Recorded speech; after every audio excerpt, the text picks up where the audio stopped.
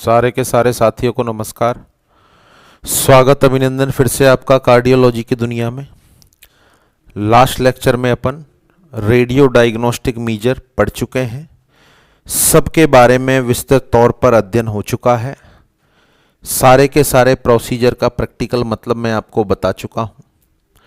Procedure मैंने जो particular investigation है उनके अंतर्गत पढ़ाया है आपको ECG, treadmill test, Holter monitor, coronary angiography, x-ray, USG ultrasonography, colour Doppler, echocardiography, trans oesophageal echocardiography, CT scan और एमआरआई।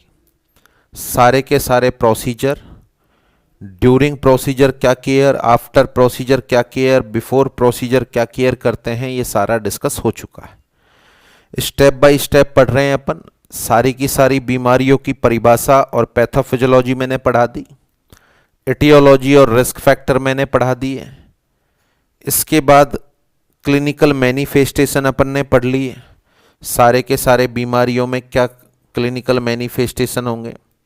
देन डायग्नोस्टिक मीजर वाला पोर्शन चल रहा है जिसमें रेडियो डायग्नोस्टिक मीजर अपन पढ़ चुके हैं। अभी अपन को अध्ययन करना है ब्लड इन्वेस्टिगेशन। अभी अपन सेकंड पार्ट को पढ़ेंगे। It is the blood investigation. कौन कौन से इन्वेस्टिगेशन है ब्लड के जो सामान्यतः अपन करते हैं।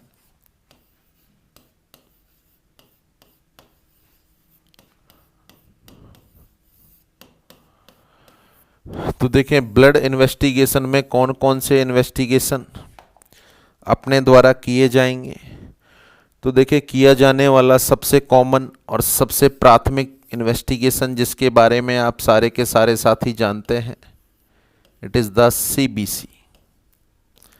सीबीसी बोले तो कंप्लीट ब्लड काउंट।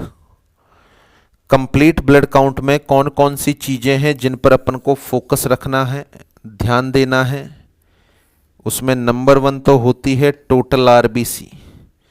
इंसान की बॉडी में टोटल आरबीसी की संख्या कितनी है, जो 4.5 से 5.5 मिलियन पर क्यूबिक एमएम ऑफ ब्लड होती है। यदि ये कम मिले तो एनीमिया वाली कंडीशन डेवलप होती है, और ये कम मिले तो क्या हार्ट पर कोई फर्क पड़ सकता है? यस। किसी इंसान में आरबीसी की वैल्यू कम है, बॉडी में एनीमिया डेवलप हो रखा है, तो एनीमिया वाले इंसान का हार्ट ज़्यादा काम करेगा, और ज़्यादा काम करेगा तो आने वाले भविष्य में हाइपरट्रॉफी होने की संभावना होगी। तो आरबीसी का महत्व होता है। इसके बाद है टोटल डब्ल्यूबीसी, जिसको अपन बोलते हैं टीएलसी, बोले तो टोटल ल्यूकोसाइट काउंट, बोले तो टोटल ल्यूकोसाइट काउंट। इसके बाद नेक्स्ट अपन बात करें तो total platelet, total platelet count. इसके अलावा अपन देखते हैं पीसीवी, बोले तो पैक्ड सेल वॉल्यूम, और एक इंपॉर्टेंट पैरामीटर देखते हैं जिसका नाम है हीमोग्लोबिन। वैसे सामान्य तौर पर किसी भी इंसान की सीबीसी कराने पर जो सबसे कॉमन चीजें देखते हैं वो आपके सामने बोर्ड पर लिखी हुई है। टोटल आरबीसी देखते हैं, टोटल डब्ल्यूबीसी देखते हैं, टोटल प्लेटलेट देखते हैं, पीसीवी देखते हैं और हीमोग्लोबिन देखते हैं। तो इस पर ज़्यादा चर्चा की आवश्यकता नहीं है। आप सारे के सारे साथियों को सीबीसी के बारे में बेसिक इन्फॉर्मेशन है। अगला इन्वेस्टिगेशन जो कार्डियोवैस्कुलर डिसऑर्डर वाले मरीज के लिए इंपॉर्टेंट है, उस इन्वेस्टिगेशन का नाम है serum electrolyte. Serum electrolyte, that is a very useful investigation for cardiovascular disorder। देखें इलेक्ट्रोलाइट का बढ़ जाना, कम हो जाना हार्ट पर ऑटोमेटिकली इफेक्ट डालता है। हार्ट का डीपोलराइजेशन कराने के लिए जरूरी होता है सोडियम, रीपोलराइजेशन कराने के लिए जरूरी होता है पोटेशियम।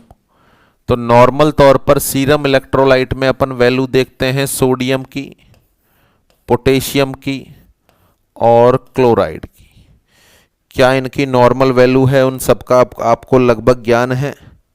135 से 145 होता है सोडियम मिली इक्विवेलेंट पर लीटर, 3.5 से 5 होता है पोटेशियम, और 95 से 105 होता है क्लोराइड।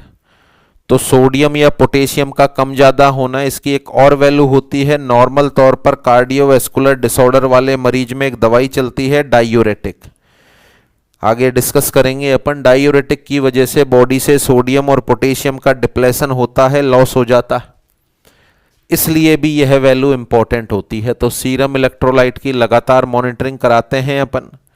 इसके अलावा अपन बात करें एक और important blood investigation, that is the blood sugar. Blood sugar की भी जांच कराते हैं। इसके बारे में आपको नॉलेज है, रिस्क फैक्टर में पढ़ा दिया मैंने। डायबिटीज मेलाइटस को साइलेंट किलर के नाम से जानते हैं अपन, कि कार्डियोवैस्कुलर डिसऑर्डर वाला मरीज है, कहीं शुगर की वजह से तो उसमें बीमारी की रिस्क नहीं बढ़ गई है। और इसको 3 तरीके से कराते हैं अपन। फास्टिंग कराते हैं, खाने के 2 घंटे बाद कराते हैं पोस्ट प्रेंडल, और कभी भी कराओगे तो उसको अपन नाम देंगे रैंडम। एक ग्लाइकेटेड HB और होता है HbA1c, जो 3 महीने की शुगर का पता लगाने के लिए अपन जांच कराते हैं। तो यहां पर ब्लड शुगर की जांच कराते हैं अपन, फास्टिंग, पोस्ट प्रेंडल और रैंडम। आप सारे साथियों को ज्ञान है कि ब्लड शुगर का संबंध होता है कार्डियोवैस्कुलर बीमारियों से। यदि कोई इंसान में डायबिटीज मेलाइटस है तो उसके अंदर कार्डियोवैस्कुलर डिसऑर्डर होने की संभावना बढ़ जाती है। और कौन से इन्वेस्टिगेशन कराएं अपन, तो देखें अगला इन्वेस्टिगेशन कराते हैं अपन लिपिड प्रोफाइल।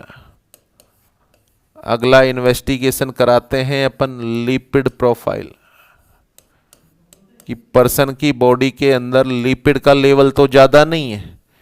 यदि लिपिड का लेवल ज़्यादा हुआ तो एथेरोस्क्लेरोसिस होने की संभावना बढ़ जाएगी, और एथेरोस्क्लेरोसिस कोरोनरी आर्टरी में होगा तो CAD और हाइपरटेंशन जैसी बीमारियां हो जाएंगी। यहां अपन डिस्कस करें, लिपिड प्रोफाइल के अंदर अपन कराते हैं total cholesterol, serum total cholesterol, LDL low density lipid, HDL high density lipid, और उसके अलावा कराते हैं हम serum total triglycerides. Serum total triglyceride की अपन जांच कराते हैं। इनका लेवल बढ़ा हुआ होना इंडिकेट करेगा कि पर्सन के अंदर कार्डियोवैस्कुलर डिसऑर्डर होने की संभावना ज़्यादा है।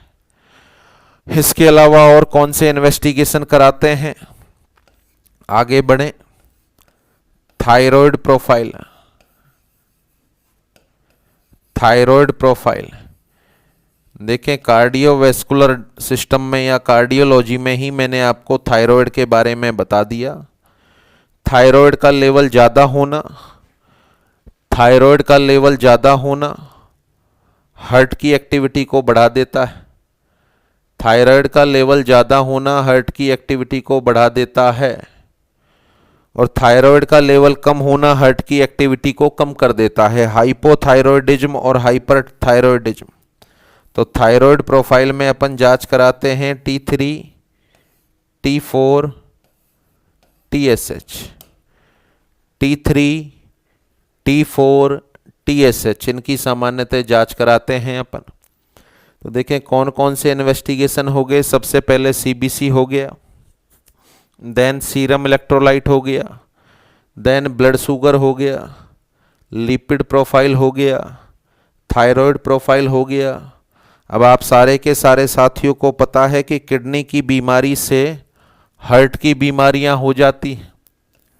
किडनी की बीमारी से हार्ट की बीमारी हो सकती है, क्योंकि ब्लड प्रेशर को रेगुलेट करने का काम करती है किडनी। तो किसी इंसान में कार्डियोवैस्कुलर डिसऑर्डर हैं तो अपन ये भी दिमाग लगा सकते हैं कहीं इसकी किडनी में तो खराबी नहीं। किडनी में खराबी होगी तो हार्ट की बीमारियां हो जाएंगी। तो आप किडनी की जांच करा के देख लो, नंबर 1। नंबर 2, ऐसा भी हो सकता है कि इंसान में कार्डियोवैस्कुलर डिसऑर्डर है, उससे किडनी भी खराब हो सकती है। हाइपरटेंशन वाले मरीज की किडनी खराब हो सकती है। तो किडनी की वजह से हार्ट में बीमारी हुई है या हार्ट की बीमारी की वजह से किडनी खराब हुई है, इन दोनों का एनालिसिस करना जरूरी है। और इनका एनालिसिस करने के लिए अपन किडनी की जांच कराते हैं, जिसको अपन बोलते हैं रीनल फंक्शन टेस्ट, जिसको अपन बोलते हैं रीनल फंक्शन टेस्ट। और रीनल फंक्शन टेस्ट के अंदर शामिल होता है blood urea nitrogen, blood urea nitrogen, serum creatinine,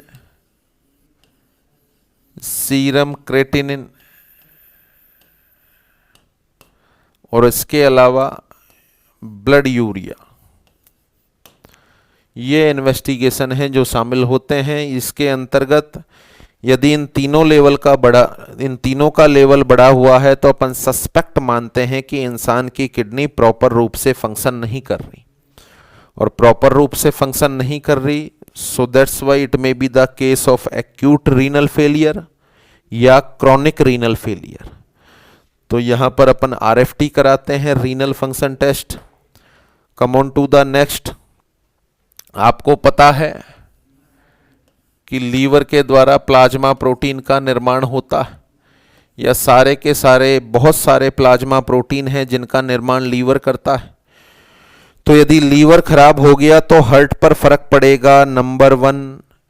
या फिर किसी इंसान के हार्ट में कोई पैथोलॉजी है, फॉर एग्जांपल के लिए कंजेस्टिव हार्ट फेलियर है और खासकर राइट साइडेड है, तो पढ़ा है अपन ने सिम्टम में हेपेटोमेगैली हो जाएगी, बोले तो लीवर का साइज बढ़ जाएगा। और हेपेटोमेगैली होने का परिणाम होगा लीवर का साइज यदि बढ़ेगा तो लीवर में डैमेज हो जाएगा। तो लीवर में जो बीमारी है, लीवर की वजह से हार्ट खराब हुआ है या हार्ट की वजह से लीवर खराब हुआ है, इसका पता लगाने के लिए अपन करते हैं लीवर की जांच। और उस पर्टिकुलर जांच को अपन नाम देते हैं लीवर फंक्शन टेस्ट। उसको अपन नाम देते हैं लीवर फंक्शन टेस्ट। देखें, लीवर फंक्शन टेस्ट के अंतर्गत अपन शामिल करते हैं number 1 total plasma protein, total plasma protein. और टोटल प्लाज्मा प्रोटीन में भी सबसे इंपॉर्टेंट होती है albumin, total serum albumin, total serum albumin, that is so important. तो लीवर फंक्शन टेस्ट में एक तो आता है टोटल प्लाज्मा प्रोटीन,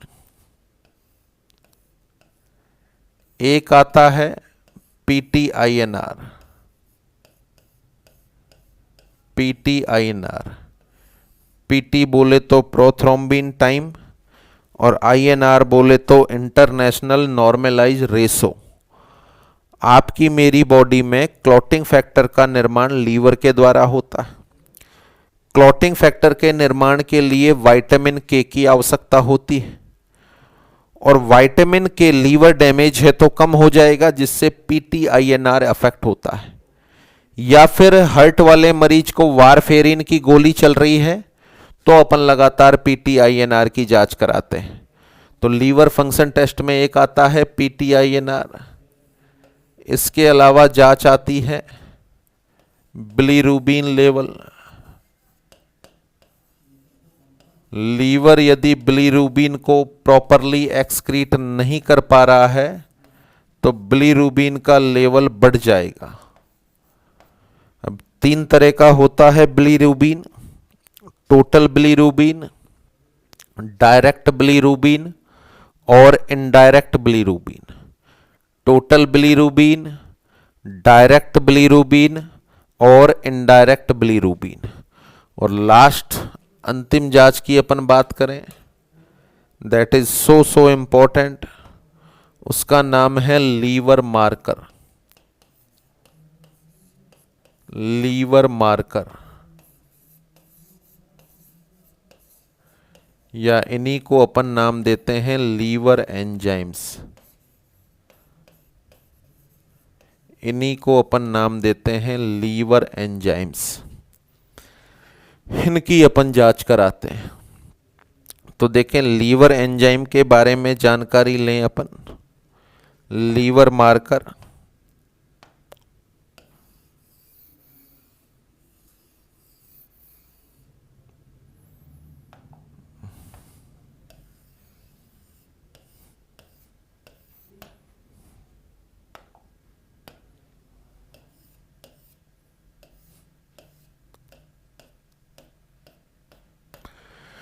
ये डायग्राम अपन ने बनाए हैं लीवर, हार्ट और स्केलेटन मसल। लीवर, हार्ट और skeleton muscle,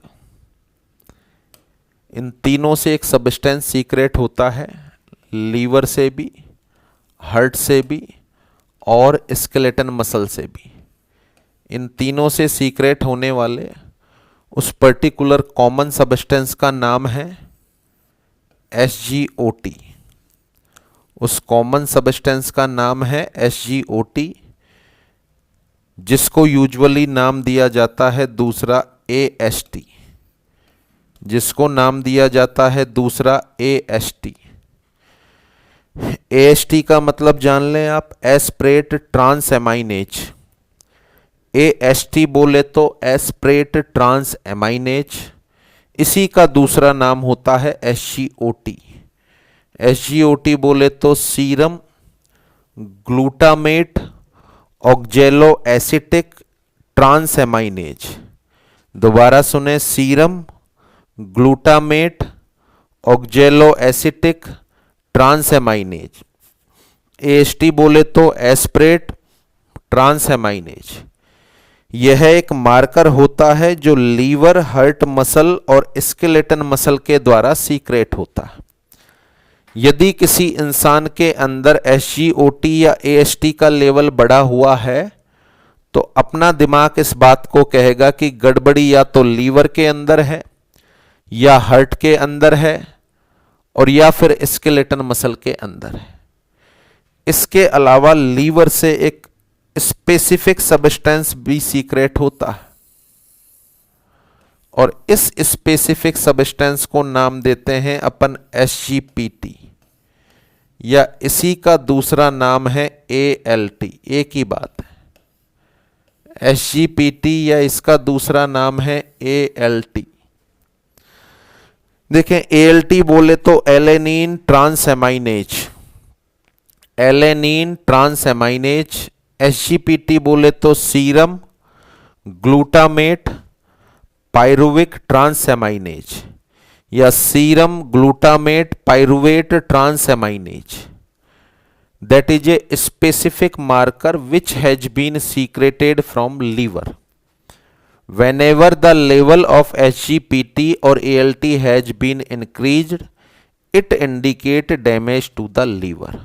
So that's why it is considered a specific and very important marker for liver damage. अपन बात करें SgOT, SGPT सामान्यतः अपन पढ़ते हैं या AST, ALT पढ़ते हैं, पर इन दोनों में से ज्यादा स्पेसिफिक कौन सा होता है जो लीवर डैमेज को बताता है। तो देखो, इसका लेवल बढ़ना जरूरी थोड़ी है लीवर डैमेज। यहां पर हार्ट में डैमेज भी हो सकता है, स्केलेटन मसल में भी हो सकता है, परंतु SGPT या ALT का लेवल बढ़ा हुआ है तो यह लीवर डैमेज को शो करेगा। तो कई बार आपके एग्जाम में पूछा गया क्वेश्चन है, the most sensitive and specific marker for liver damage. The most sensitive and specific marker for liver damage. आज के बाद अपने दिमाग में फिक्स बिठा लो, आंसर आएगा एलेनिन ट्रांसएमाइनेज या सीरम ग्लूटामेट पायरुवेट ट्रांसएमाइनेज। तो SgOT से ज्यादा बेहतर माना जाता है लीवर डैमेज के लिए SGPT। इसके अलावा एक और मार्कर होता है, एक और मार्कर होता है लीवर में जो अल्कोहलिज्म के लिए माना जाता है। उस मार्कर का नाम है GGT, gamma glutamyl transferase. Gamma glutamyl transferase, it is the most sensitive and specific marker for alcoholism secreted from liver, यानी किसी इंसान ने कितनी मात्रा में अल्कोहल ली हुई है इसका पता लगाने के लिए इस स्पेसिफिक मार्कर का अपन इस्तेमाल करते हैं। जिस अनुपात में इंसान ने अल्कोहल पिया हुआ है उसी अनुपात में यह पर्टिकुलर मार्कर ब्लड में राइज हो जाता है। तो देखें यहां पर दो पर्टिकुलर क्वेश्चन हैं जो कई बार आपके एग्जाम में आए हुए हैं। अल्कोहलिज्म के लिए लीवर से सीक्रेट होने वाला स्पेसिफिक मार्कर कौन सा है? आंसर है GGT, गामा ग्यूटाइल ट्रांसफेरेज। और लीवर डैमेज को बताने वाला स्पेसिफिक मार्कर कौन सा है? आंसर है SGPT या ALT। तो that is the liver function test. Liver function test में शामिल होने वाले सारे के सारे टेस्ट आपके सामने लिखे हुए हैं। तो these all about the blood investigation for the patient who is having the cardiovascular disorder. Cardiovascular disorder वाले मरीज में कौन कौन से सामान्य इन्वेस्टिगेशन अपन कराएंगे वो आपके सामने बता दी। I think all is clear, all point is clear. देखिए यहां तक अपन ने लास्ट लेक्चर में पढ़ लिया था। यहां तक पढ़ने के बाद ये ब्लड इन्वेस्टिगेशन है। ब्लड इन्वेस्टिगेशन में देखो क्या है? CBC, total RBC, total WBC, total platelet, haemoglobin, PCV, serum electrolyte में सोडियम, पोटेशियम और क्लोराइड, थायराइड प्रोफाइल में T3, T4, TSH, blood sugar random, fasting और पोस्ट प्रेंडल, लिपिड प्रोफाइल में triglyceride, total serum cholesterol, LDL और HDL, RFT renal function test में serum creatinine, blood urea, LFT में serum albumin, decrease in liver disorder PTINR, इसकी value बढ़ जाती है। Vitamin के डेफिशिएंसी में बिलीरुबिन 3 तरह का होगा, डायरेक्ट, इनडायरेक्ट और टोटल। इसके बाद देखें लीवर एंजाइम या लीवर मार्कर AST की फुल फॉर्म देखें aspartate transaminase, aspartate transaminase. It is also known as SGOT बोले तो serum glutamate oxaloacetic transaminase. देखें इट इज सीक्रेटेड, SGOT की बात कर रहे हैं अपन। It is secreted from heart muscle, skeleton muscle and liver. The level of AST has been increase in liver disorder, cardiac disorder और muscular disorder. जो main specific है वो है ALT, alanine transaminase. It is also known as SGPT। SGPT बोले तो serum glutamate pyruvate transaminase. It has been secreted from liver. और बेहद important line लिख रही है जो आपके एग्जाम में आई है, it is the most important and sensitive marker for liver damage. Liver damage के लिए सबसे स्पेसिफिक और इंपॉर्टेंट मार्कर होता है। तो it is the end of all type of diagnostic measure of cardiovascular disorder. ये सारे के सारे मेजर पढ़ाने का औचित्य ये है कि अब मैं आपको हाइपरटेंशन पढ़ाऊंगा। हाइपरटेंशन में कौन कौन सी जांचें अपन को करानी चाहिए शायद आपके दिमाग में आएंगी। मैं आपको कोरोनरी एथेरोस्क्लेरोसिस पढ़ाऊंगा तो शायद आपके दिमाग में आएगी कि सर इसके अंदर आप लिपिड प्रोफाइल करा लो, शुगर की जांच करा लो। ऑटोमेटिकली आपके दिमाग में आती रहे कि इस बीमारी में कौन सा इन्वेस्टिगेशन कराएंगे। जैसे कंजेस्टिव हार्ट फेलियर में इन्वेस्टिगेशन बता दो। अब आप दिमाग दौड़ाओगे तो आंसर आएगा कंजेस्टिव हार्ट फेलियर में एक्सरे कराना चाहिए क्या? यस कराना चाहिए। लंग्स में पानी भरा हो सकता है, हार्ट का साइज बढ़ सकता है, इको करानी चाहिए क्या? यस, मेन इन्वेस्टिगेशन है। और क्या कराएं? सीरम इलेक्ट्रोलाइट, हाँ कम ज्यादा हो सकते हैं। LFT कराएं क्या? यस, हिपेटोमेगैली होगी। RFT कराएं क्या? यस, किडनी में भी पानी भर सकता है। तो ये सारे के सारे इन्वेस्टिगेशन आगे अपने काम में आने वाले हैं। तो ये हो गया इन्वेस्टिगेशन वाला पार्ट। अब यहां पर सारे इन्वेस्टिगेशन पूरी उम्मीद की आपको समझ में आ गए। बताओ, समझ में आ गए आपको? 100% समझ में आ गए क्या? अरे हाँ तो बोल दो। चलो, सुन लिया मैंने, हाँ। अब आपसे एक क्वेश्चन हो जाए इन्वेस्टिगेशन का, अगर समझ में ही आ गए तो आंसर दे दो। अच्छे से पढ़ो, 1 मिनट है आपके पास। Which of the following investigation are more important to find out the location of MI? MI की लोकेशन का पता लगाने के लिए कौन सा इन्वेस्टिगेशन सबसे इंपॉर्टेंट है? सोचें आप, क्या आंसर आ रहा है आपके दिमाग में? What is the right answer of that question?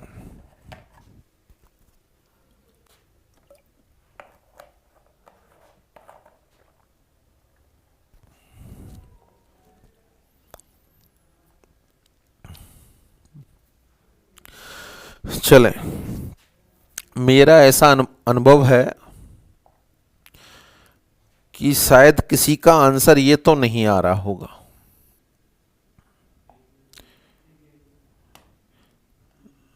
शायद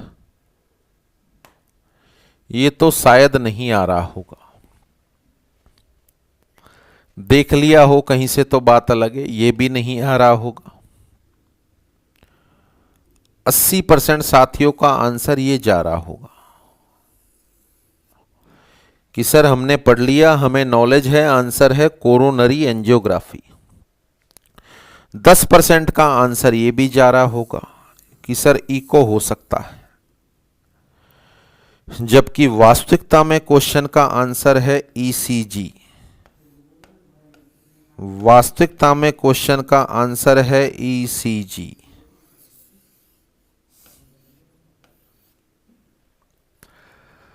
देखें क्वेश्चन आपसे क्या कह रहा है, which of the following investigation are more important to find out the location of MI.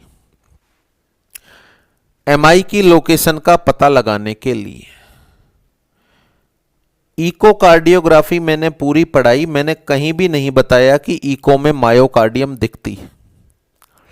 Echocardiography में मैंने आपको कहीं भी नहीं पढ़ाया कि मायोकार्डियम दिखती है, नहीं दिखती। इको तो हो ही नहीं सकता। अब आंसर जो आपका गया मैक्सिमम साथियों का कि सर एंजियोग्राफी।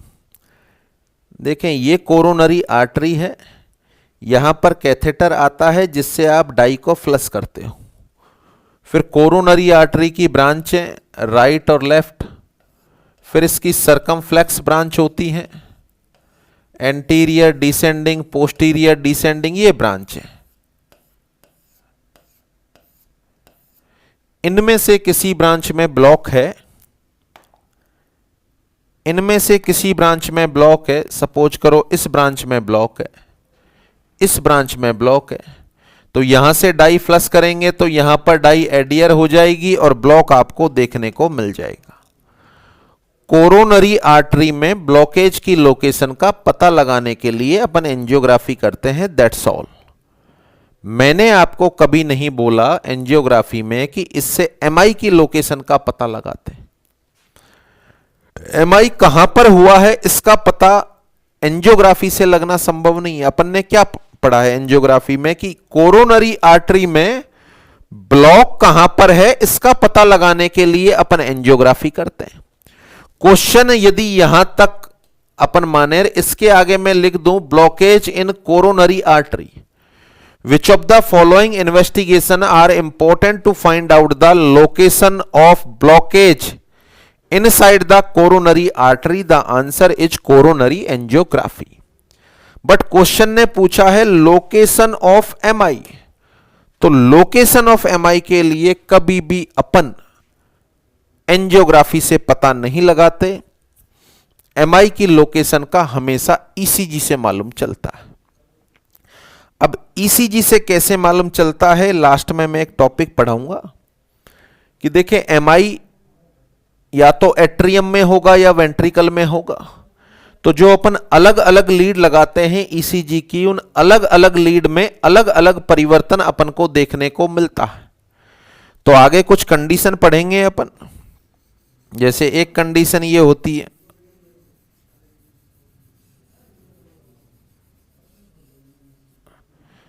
इसको नाम देते हैं एट्रियल फ्लैटर। एक कंडीशन ये होती है, इसको नाम देते हैं एट्रियल फिब्रिलेशन। एक कंडीशन ये होती है जिसका नाम है वेंट्रिकुलर फिब्रिलेशन। एक कंडीशन ये होती है, इसका नाम है वेंट्रिकुलर टेकिकार्डिया और इसका नाम है वेंट्रिकुलर फिब्रिलेशन। किसी इंसान को दिल का दौरा आया, एमआई हुआ और उसको एट्रियल फ्लैटर या एट्रियल फिब्रिलेशन डेवलप हो गया।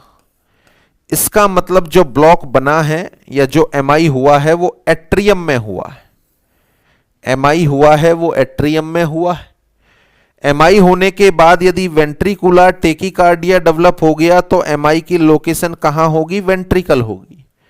फिर इसके अंदर भी बहुत सारी लीड होती हैं, V1, V2, V3, V4, V5, V6। अलग अलग लीड में अलग अलग लोकेशन के परिवर्तन का अपन को पता चलता है। तो हर एक लीड की अलग अलग स्टडी की जाए तो अपन ये देख सकते हैं कि इंसान में एक्चुअली एमआई कहां पर हुआ है। जिस पर्टिकुलर लीड में परिवर्तन आया है वह पर्टिकुलर लीड उस पर्टिकुलर एरिया से संबंधित होती है। तो एग्जैक्टली यदि मायोकार्डियल इन्फार्क्शन की लोकेशन का पता लगाना है तो अपन को ईसीजी करनी पड़ेगी। क्या करनी पड़ेगी अपन को? ईसीजी। तो क्वेश्चन आए कोरोनरी आर्टरी में आए हुए ब्लॉक का पता लगाने के लिए किया जाने वाला इन्वेस्टिगेशन कौन सा है? The answer is coronary angiography. परंतु क्वेश्चन इस तरीके से आए जो आपके सामने लिखा हुआ है कि एमआई की लोकेशन का पता लगाने के लिए कौन सा इन्वेस्टिगेशन अपन करेंगे, तो फिर आपको आंसर देना है ECG. Answer is ECG. Is that clear? तो ये आपके सारे के सारे डायग्नोस्टिक मीजर कंप्लीट होते हैं। सारे के सारे डायग्नोस्टिक मीजर हो गए। अब अपन अगले पॉइंट पे चलते हैं। उस पर्टिकुलर अगले पॉइंट का नाम है मैनेजमेंट। उस अगले पॉइंट का नाम है मैनेजमेंट। सारे के सारे डिसऑर्डर का क्या मैनेजमेंट किया जाना चाहिए? सारे के सारे कार्डियोवैस्कुलर डिसऑर्डर का क्या मैनेजमेंट किया जाना चाहिए?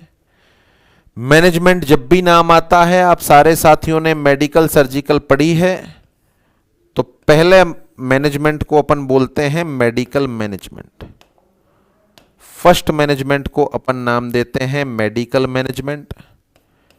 मेडिकल मैनेजमेंट के अकॉर्डिंग दवाइयों के द्वारा अपन मरीज को सही करने का प्रयास करते हैं। तो मैनेजमेंट में पहला मैनेजमेंट आएगा मेडिकल मैनेजमेंट।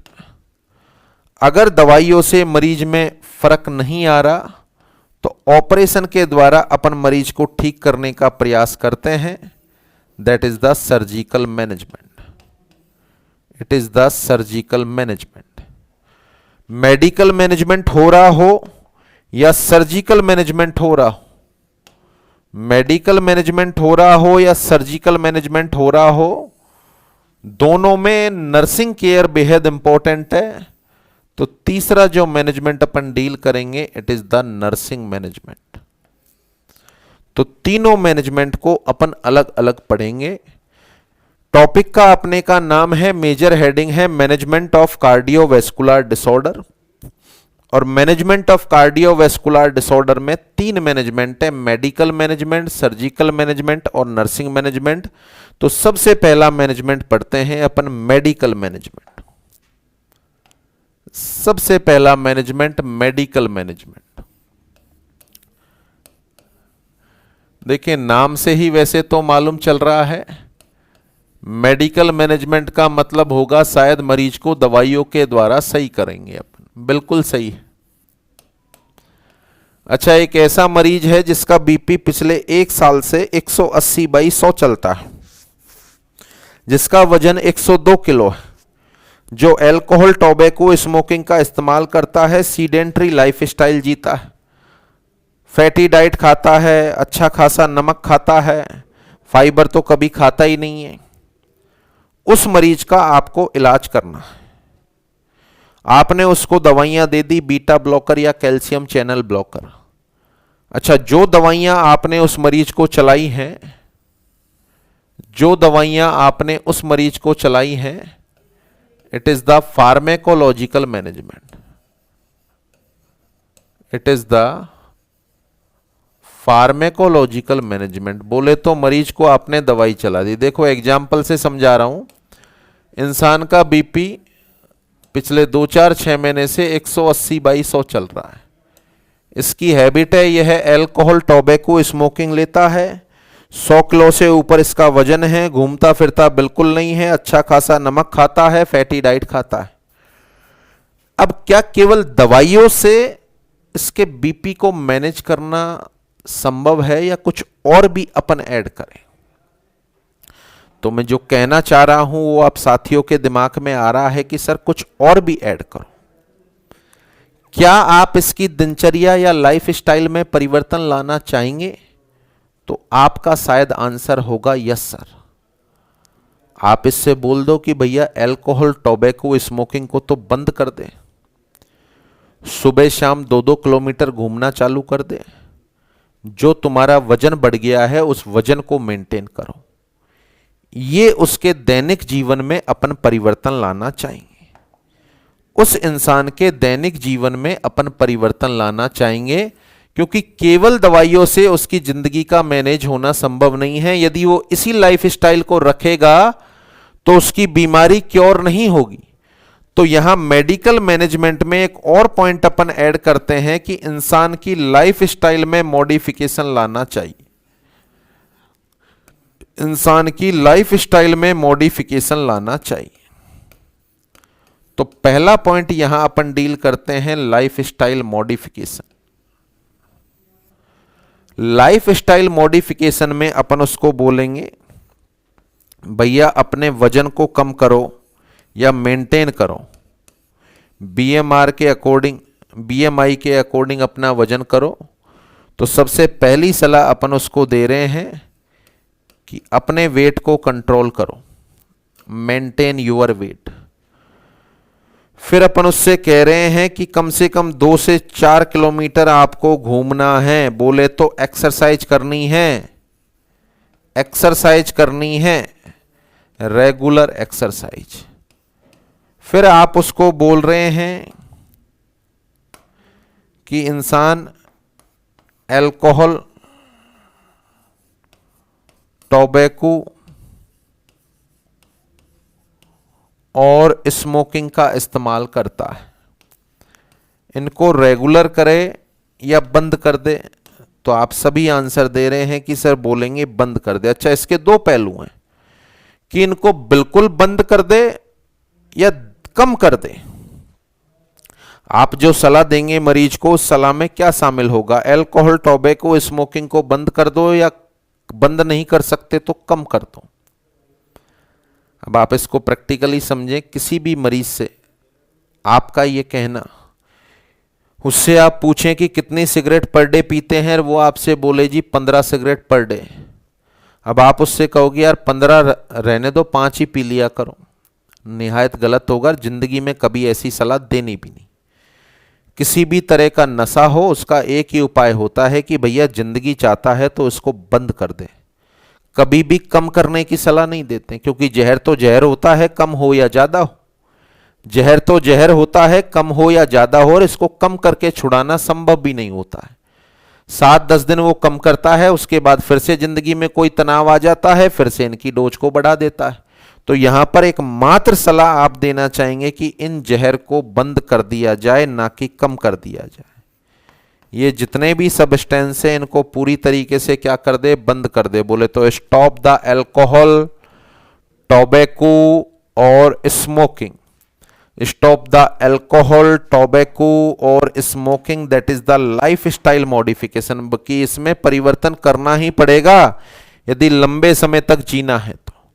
अच्छा, डाइट में वो फैट ले रहा है, फाइबर उसने कम कर दिए, नमक अच्छा खासा खा रहा है, उसमें भी कुछ परिवर्तन करना चाहोगे आप? बीपी वाला मरीज है तो पता होगा आपको, बीपी होने पर डॉक्टर मना कर देते हैं कि नमक तो डालना ही नहीं है, नमक नहीं खाना है, बीपी बढ़ेगा, फैट कम कर देनी है और फाइबर अपनी डाइट में बढ़ा देने हैं, क्योंकि फाइबर्स के अंदर एंटीऑक्सीडेंट होंगे जो ब्लड कोलेस्ट्रॉल के लेवल को कम करने के लिए रेस्पॉन्सिबल होते हैं। तो यहां लाइफस्टाइल मॉडिफिकेशन के अंतर्गत अपन उसको लाइफ स्टाइल मॉडिफिकेशन के अलावा उसकी डाइट में भी परिवर्तन करना चाहेंगे, डाइट में भी परिवर्तन करना चाहेंगे। इस मॉडिफिकेशन को अपन बोलेंगे डाइटरी मॉडिफिकेशन, इस मॉडिफिकेशन को अपन बोलेंगे डाइटरी मॉडिफिकेशन। और डाइटरी मॉडिफिकेशन में अपन उसको सलाह देंगे कि भैया ऊपर से नमक डालने वाली आदत को भूल जा, बोले तो अपनी डाइट में नमक कम कर दो, लो सोडियम डाइट लो, फैट भी कम कर दो, क्योंकि फैट बढ़ेगा तो कोलेस्ट्रॉल का लेवल बढ़ेगा, तो डाइट में फैट को कम कर दो लंबे समय तक जीना है तो। और घास फूस खाना स्टार्ट कर दो। घास फूस बोले तो सिंपल भाषा में फाइबर्स, यानी डाइट में फाइबर्स को बढ़ा देना है, तो low sodium diet, low fat diet और high fibre diet are prescribe. ये दोनों सलाह देना उसके लिए जरूरी। लगभग हाइपरटेंशन वाला मरीज हो, कोरोनरी एथेरोस्क्लेरोसिस वाला मरीज हो, एंजाइना पेक्टोरिस वाला मरीज हो, मायोकार्डियल इन्फाक्शन वाला मरीज हो, वीनस थ्रोम्बोसिस वाला मरीज हो, इन सारे के सारे मरीजों को ये दोनों सलाह तो अपन देंगे ही देंगे। तो ध्यान रखना है, हर एक बीमारी जो आगे मैं आपको पढ़ाने वाला हूं उसमें दो सलाह तो मैंडेटरी हैं। एक तो सलाह कौन सी होगी, आगे अपन केवल नाम लिखेंगे LSM, इसी से समझ जाओगे आप, life style modification. Life style modification, अपना वजन मेंटेन करो, लगातार एक्सरसाइज करो, अल्कोहल टोबैको स्मोकिंग को बंद कर दो, कम नहीं बंद कर दो। Dietary modification, dietary modification, sodium कम कर दो, फैट कम कर दो और फाइबर्स को अपनी डाइट में बढ़ा दो। तो हर बीमारी में ये दोनों के दोनों परिवर्तन मॉडिफिकेशन लाना जरूरी है। क्यों जरूरी है, ये सारे के सारे वर्ड लिखे हुए हैं, इनका बेहतर तरीके से अर्थ आप जानते हैं। नाउ मेडिकल मैनेजमेंट में तीसरा पॉइंट, पहला हो गया लाइफस्टाइल मॉडिफिकेशन, दूसरा हो गया डाइटरी मॉडिफिकेशन, तीसरा पॉइंट है फार्मेकोलॉजिकल मॉडिफिकेशन। और फार्मेकोलॉजिकल मॉडिफिकेशन में अपन को डील करना है कार्डियोवैस्कुलर डिसऑर्डर के अंदर काम में आने वाली दवाइयां, और इन दवाइयों को अपन नाम देते हैं ड्रग्स। जैसा कि आप सारे के सारे साथियों को पता है कि ड्रग्स का अध्ययन किसमें करते हैं, अपन फार्मेकोलॉजी में करते हैं। ड्रग्स का अध्ययन किसमें करते हैं, फार्मेकोलॉजी में करते हैं। पूछ लूं मैं question, what is the definition of drug? क्या परिभाषा होती है दवाई की? बहुत सारे साथी बता रहे हैं कि सर ड्रग का मतलब है कोई भी केमिकल सब्सटेंस। अच्छा, हर केमिकल सब्सटेंस को क्या आप ड्रग बोल दोगे?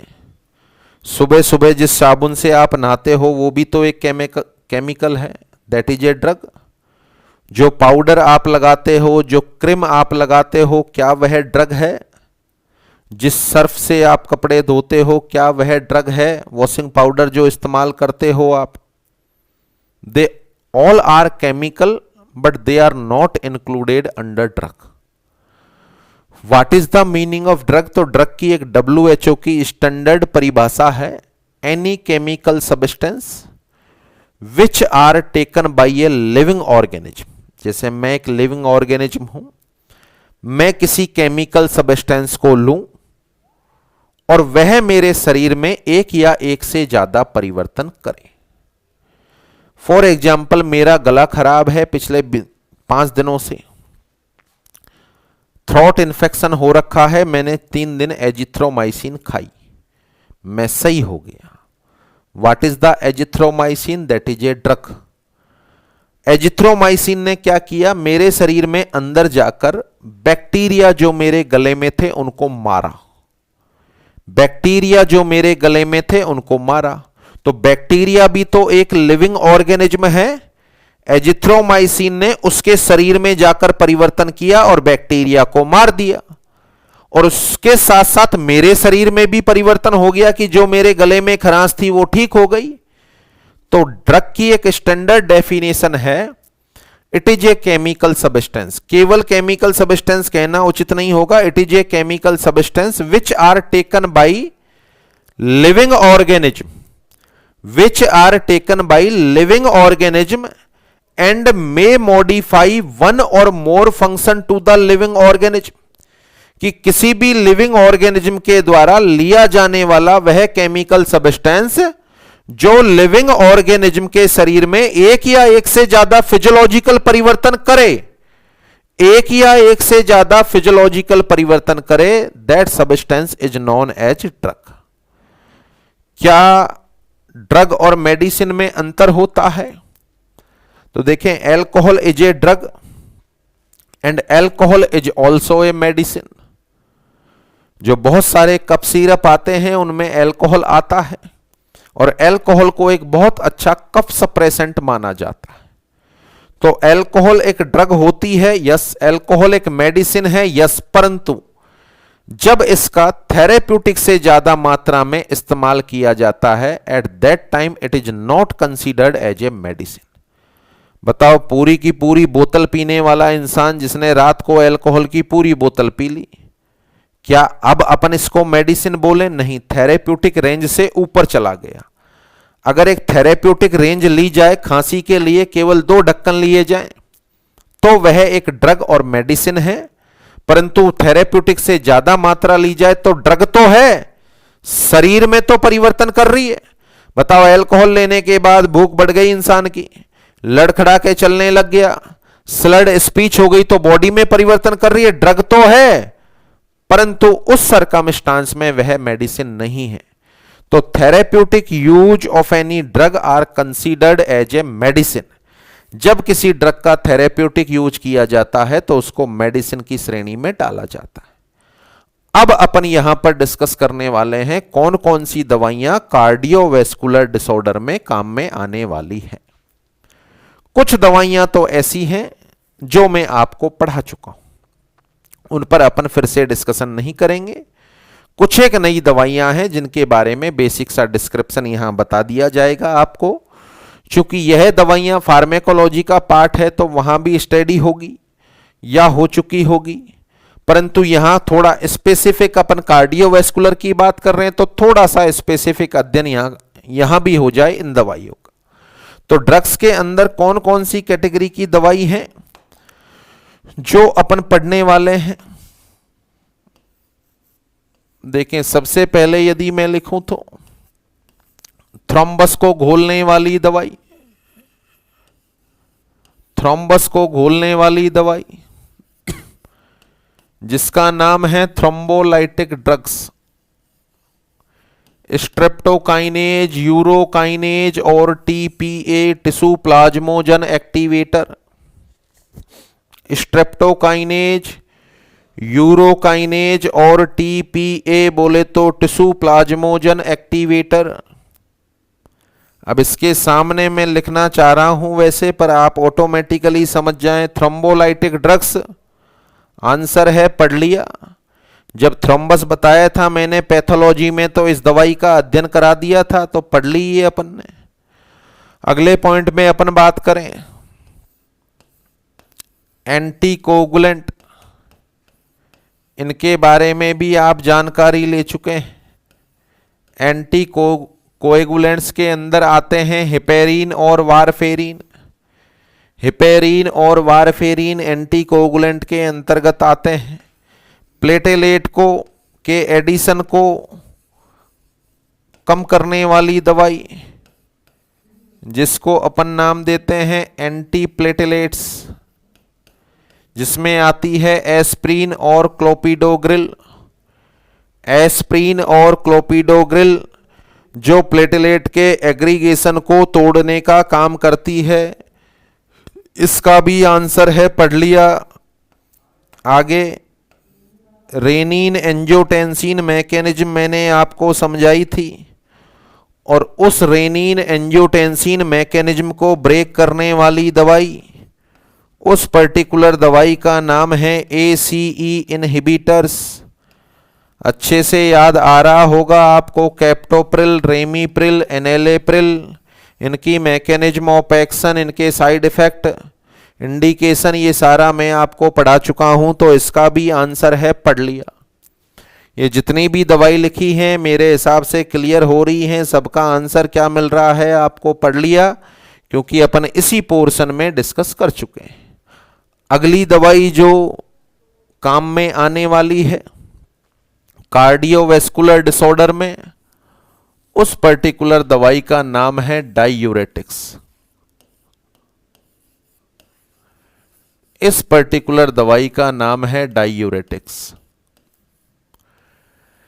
देखिए, वैसे इसका अध्ययन रीनल सिस्टम और फार्मेकोलॉजी में है, परंतु यहां भी अपन थोड़ा सा डिस्क्रिप्शन जान लें इसका। देखें, यूरेसिस का मतलब होता है यूरिनेशन, और डाई का मतलब होता है डबल। यूरेसिस का मतलब होता है यूरिनेशन, और डाई का मतलब होता है डबल। तो सबसे पहले इस दवाई की परिभाषा पर गौर करो आप। तो वह दवाइयां जो इंसान के यूरिन आउटपुट को डबल करती हैं या बढ़ाती हैं, वह दवाइयां जो किसी भी इंसान के यूरिन आउटपुट को डबल कर देती हैं, डाई का मतलब हुआ डबल, तो यूरिन आउटपुट को डबल करने वाली दवाई डायूरेटिक्स कहलाती है।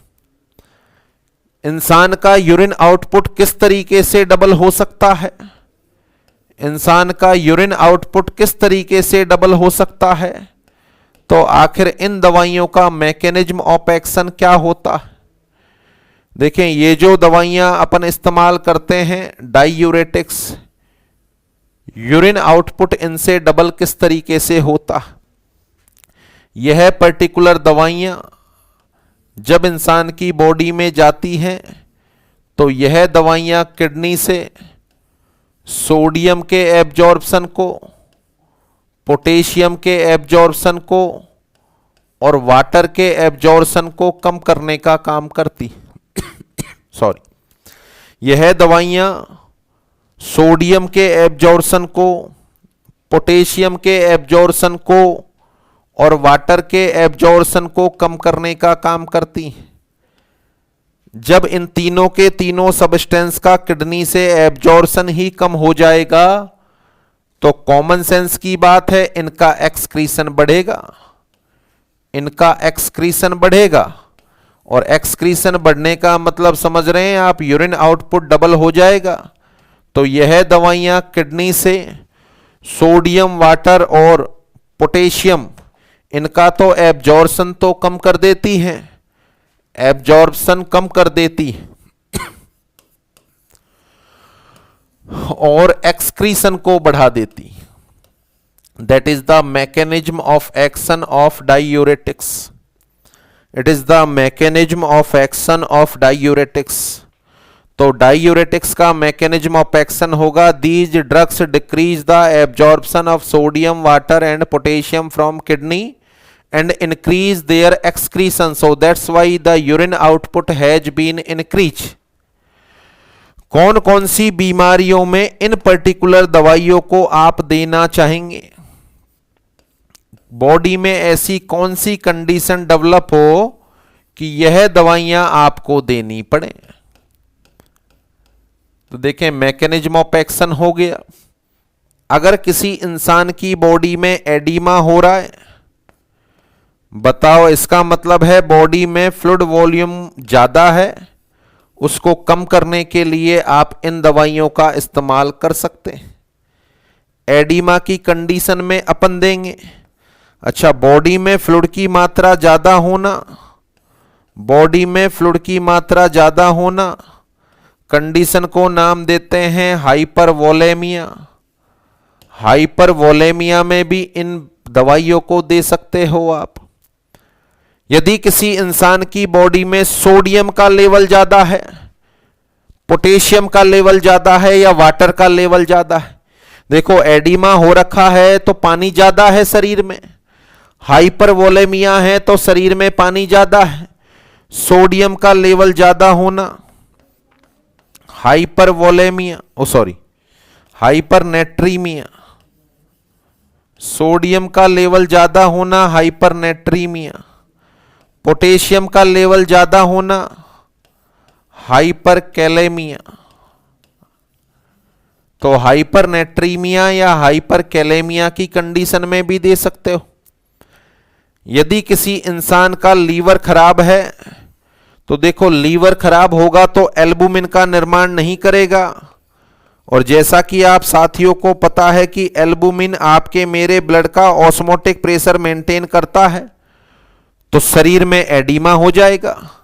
लीवर खराब होगा तो एडिमा हो जाएगा, तो ऐसे इंसान में पहले तो एल्बुमिन लगाते हैं, ऐसे इंसान में पहले तो एल्बुमिन लगाते हैं, एल्बुमिन लगाने के बाद अपन डायूरेटिक लगाते हैं।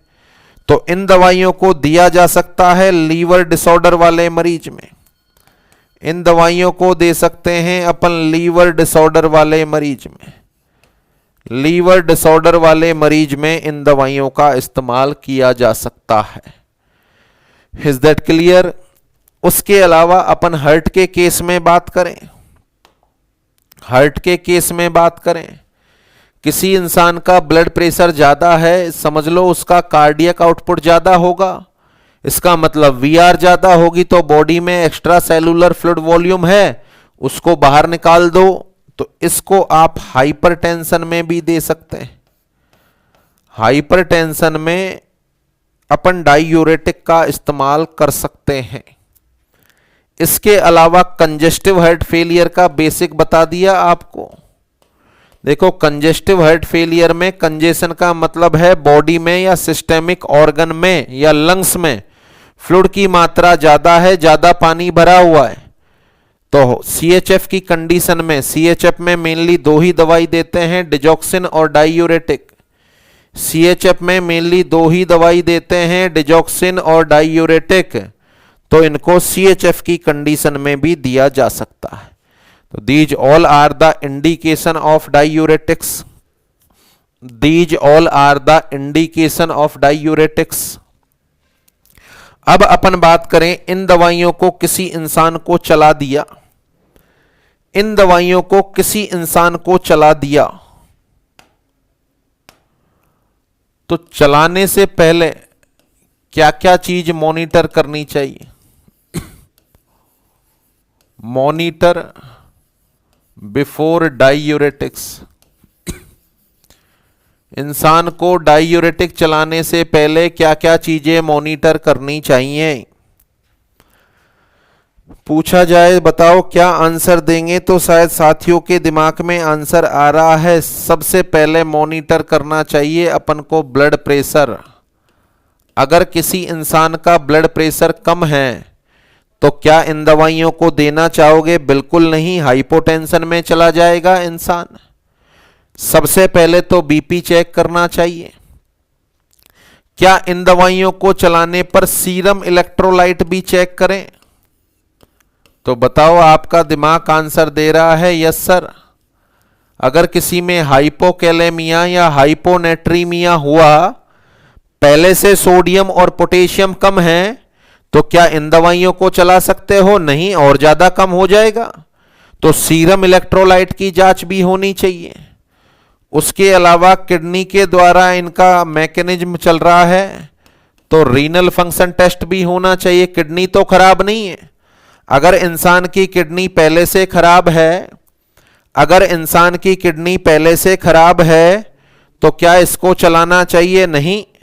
और किडनी को देखने के लिए एक सोनोग्राफी भी करा लो, किडनी को देखने के लिए एक सोनोग्राफी भी करा लो, बोले तो यूएसजी ऑफ केयूबी। तो ये सारी की सारी मॉनिटरिंग होनी चाहिए इन दवाइयों को चलाने से पहले। अगला पॉइंट, इन दवाइयों के कॉन्ट्रा इंडिकेशन क्या हैं?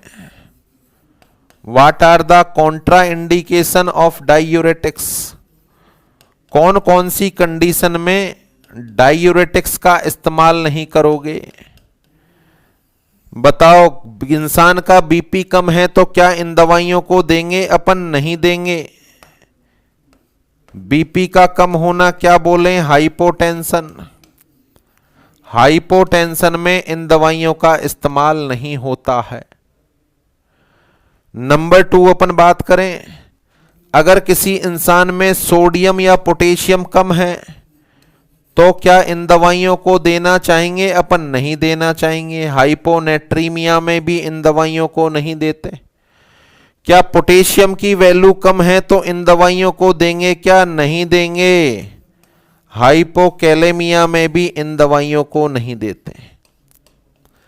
और बेहद इंपॉर्टेंट वर्ड, इन दवाइयों को नहीं देते हैं उस मानसिक रोगी में जिसको लिथियम थेरेपी चल रही है। देखें, लिथियम टॉक्सिक हो जाती है यदि बॉडी में सोडियम का लेवल कम हो जाता है, और यह दवाइयां सोडियम का लेवल कम करती हैं। यह दवाइयां सोडियम का लेवल कम करती हैं, तो लिथियम थेरेपी वाले मरीज में भी इन पर्टिकुलर दवाइयों का इस्तेमाल अपन नहीं करते। तो these are the contraindication of diuretics. अगला पॉइंट, क्या सावधानियां रखना चाहेंगे आप यदि किसी इंसान को डायूरेटिक्स चल रही है? प्रिकॉशंस।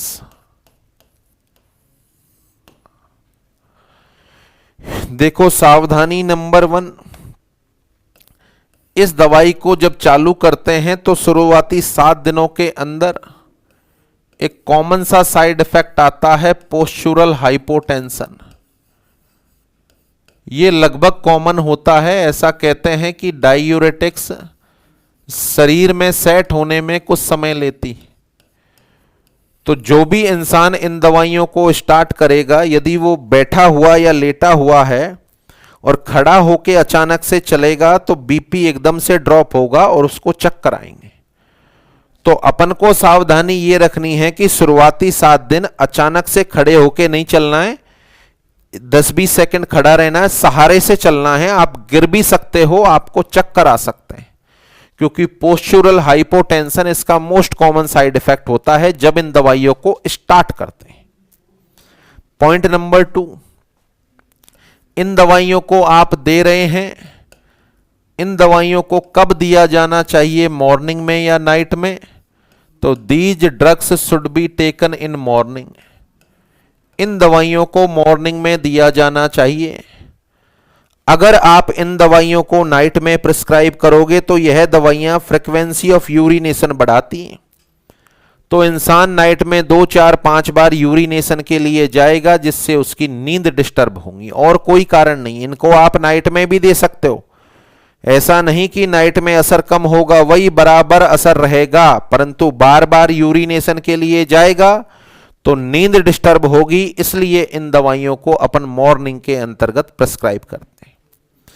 इन दवाइयों को आप दे रहे हो और मरीज, देखो अस्पताल में है तो अपन इनटेक आउटपुट मॉनिटर कर लेते हैं, इनटेक आउटपुट मॉनिटर कर लेते हैं, परंतु यदि घर पर है तो फिर इनकी इफेक्टिवनेस का पता लगाने के लिए या हॉस्पिटल में भी अपन वेट मॉनिटर करते हैं, वेट मॉनिटर करते हैं। इनटेक आउटपुट और वेट मॉनिटरिंग अपन करते हैं। मान के चलो हॉस्पिटल में कंजेस्टिव हार्ट फेलियर का मरीज भर्ती है, 62 किलो वजन है। आज अपन ने डायूरेटिक चलाई, कल उसका वजन 60 किलो हो गया, एक दिन में 2 किलो घट गया। अब एक दिन में 2 किलो घटना पॉसिबल नहीं, क्या हुआ? एक्स्ट्रा जो फ्लूइड था शरीर से कम हो गया। इसका मतलब दवाई असर दिखा रही है, दवाई असर दिखा रही है। बॉडी में फ्लूइड का कंजेशन था वो कम हो गया, तो इसमें वेट मॉनिटरिंग और इनटेक आउटपुट मॉनिटरिंग जरूरी है। तो ये सारी की सारी सावधानी है जो अपन को रखनी चाहिए। इन पर्टिकुलर दवाइयों का क्या साइड इफेक्ट होगा। इन दवाइयों से पोस्चुरल हाइपोटेंशन होगा, हाइपोटेंशन हो सकता है, हाइपोनेट्रीमिया हो सकता है, हाइपोकैलेमिया हो सकता है। तो यही साइड इफेक्ट होंगे, जो कॉन्ट्रा इंडिकेशन है वो ही इन दवाइयों के साइड इफेक्ट होंगे। तो देखें, these are the meaning of diuretics. फिर से जान लें आप, वह दवाइयां जो यूरिन आउटपुट को डबल कर देती हैं डायूरेटिक कहलाती हैं। यह दवाइयां किडनी से सोडियम, पोटेशियम और वाटर के एब्जॉर्प्शन को कम करती हैं, एक्सक्रीशन को बढ़ाती हैं। इंडिकेशन में oedema, hypervolaemia, hypernatraemia, hyperkalaemia, liver disorder और हार्ट के केस में हाइपरटेंशन और कंजेस्टिव हार्ट फेलियर में इन दवाइयों को देंगे। क्या मॉनिटर करें इन दवाइयों को चलाने से पहले? बीपी चेक कर लो, कम है तो मत दो। सीरम इलेक्ट्रोलाइट, आरएफटी और किडनी की सोनोग्राफी। कौन सी भी कंडीशन में नहीं दोगे? हाइपोटेंशन, हाइपोनेट्रीमिया, हाइपोकैलेमिया और लिथियम थेरेपी में। क्या क्या प्रिकॉशन रखनी होती हैं इन दवाइयों के? शुरुआती 7 दिन में पोस्चुरल हाइपोटेंशन बेहद कॉमन है, इसलिए अचानक से खड़ा होकर नहीं चले तो सहारा लेकर चले। इन दवाइयों को मॉर्निंग में लेना होता है, नाइट में लेगा तो बार बार यूरिनेशन होगा। बार बार यूरिनेशन की वजह से स्लिप डिस्टर्ब होगी। और यहां पर वेट मॉनिटरिंग मैंडेटरी है ताकि इनकी इफेक्टिवनेस का पता लगाया जा सके। अब कौन कौन सी कैटेगरी होती है डायूरेटिक्स में, इनके कुछ नाम भी जान लें आप। तो देखें, एक होती है थायजाइड्स डायूरेटिक्स, एक होती है loop diuretics,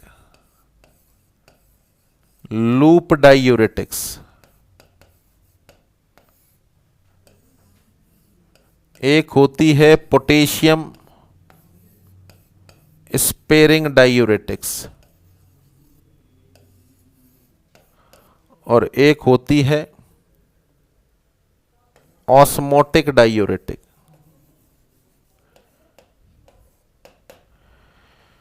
थाइजाइड diuretic, loop diuretic, potassium sparing diuretic और ऑस्मोटिक डायूरेटिक। थाइजाइड डायूरेटिक्स के अंदर आती है क्लोरथाइजाइड, जिसका मैकेनिज्म ऑफ एक्शन बताया, उसी तरीके से काम करती है। लूप डायूरेटिक्स में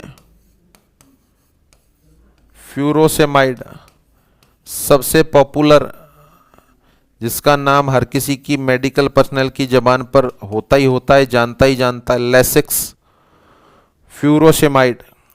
पोटेशियम स्पेयरिंग डायूरेटिक में स्पाइरोलैक्टोन और ऑस्मोटिक डायूरेटिक में मैनिटॉल और ग्लिसरॉल। इस चार्ट में 2 क्वेश्चन, निम्न में से कौन सी डायूरेटिक है जिसकी वजह से हाइपोकैलेमिया नहीं होता? जिसकी वजह से हाइपोकैलेमिया नहीं होता, तो आंसर है potassium sparing diuretic. Potassium sparing diuretic. Next, निम्न में से कौन सी डायूरेटिक का इस्तेमाल सामान्यतः आईसीपी को नॉर्मलाइज करने में करते हैं? The drug of choice to decrease the ICP, the answer is mannitol. कौन सी दवाई से हाइपोकैलेमिया नहीं होता? Potassium sparing diuretic.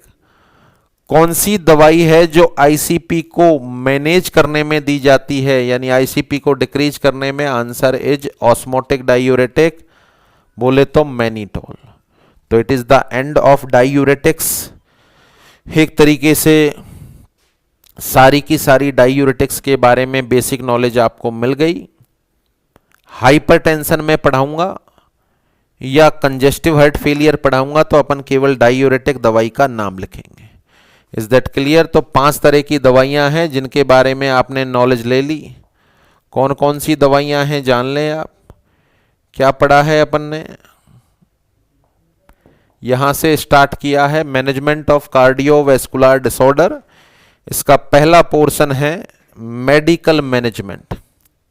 Medical management medical management में देखें आप, life style modification, stop the alcohol tobacco smoking, manage the weight और रेगुलर एक्सरसाइज, ये सलाह देंगे। डाइटरी मॉडिफिकेशन, फैट कम कर दो, सोडियम कम कर दो, फाइबर बढ़ा दो। फार्मेकोलॉजिकल मैनेजमेंट, इसमें दवाइयां आती हैं, दवाई की परिभाषा लिखी हुई है, the any chemical substance which are taken by living organism may modify one or more function of living organism is known as drug.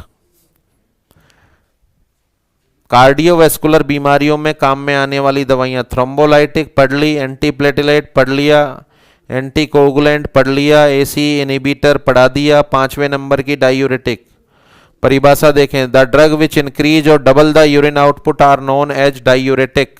These drug decrease the absorption of water, potassium and sodium from kidney and increase their excretion, और जब इनका excretion बढ़ेगा तो extra cellular fluid volume कम हो जाएगा।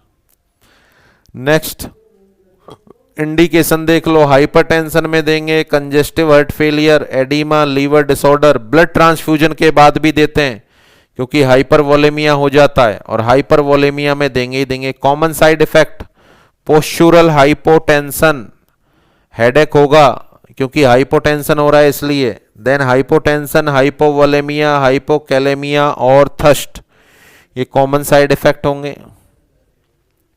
Contra indication, hypotension में नहीं देना, हाइपोनेट्रीमिया, हाइपोकैलेमिया, रीनल डिसऑर्डर और लिथियम थेरेपी वाले मरीज को अपन इन दवाइयों को नहीं देते हैं, लिथियम थेरेपी वाले मरीज को नहीं देते हैं। Precaution before and during diuretic therapy, BP check कर लो, आरएफटी, इलेक्ट्रोलाइट और यूएसजी करा लो। The drug should be taken at morning time because it may increase the frequency of urination which may interfere with the sleep if it is taken at night. असर night में लो सुबह लो एक ही रहेगा, पर रात को बार बार यूरिनेशन होगा, इसलिए दिन में लेने की सलाह देते हैं। Weight and intake output monitor करना चाहिए डायूरेटिक थेरेपी के दौरान ताकि पता चले कि ये असरकारी है या नहीं है। और लास्ट इनका classification, thiazide diuretic, chlorothiazide, loop diuretic में फ्यूरोसेमाइड, लेसिक्स जो बहुत पॉपुलर है, potassium sparing diuretic, potassium sparing diuretic, spironolactone, potassium sparing diuretic, spironolactone और ऑस्मोटिक डायूरेटिक मैनिटॉल और ग्लिसरॉल। इससे हाइपोकैलेमिया नहीं होता। Potassium sparing diuretic does not cause hypokalaemia. Drug of choice to treat the increase ICP, the answer is mannitol. Is that clear? तो it is the end of diuretic. ये 5 तरह की दवाइयां हो गई, 2-3 तरह की दवाइयां और बची हुई हैं, बट टाइम हैज ओवर। बाकी बची हुई दवाइयां सर्जिकल मैनेजमेंट और नर्सिंग मैनेजमेंट को अपन नेक्स्ट लेक्चर में डील करेंगे। Is that clear? तो आज के अभी के लिए इतना ही। आप साथियों का बहुत बहुत धन्यवाद। Thanks to all.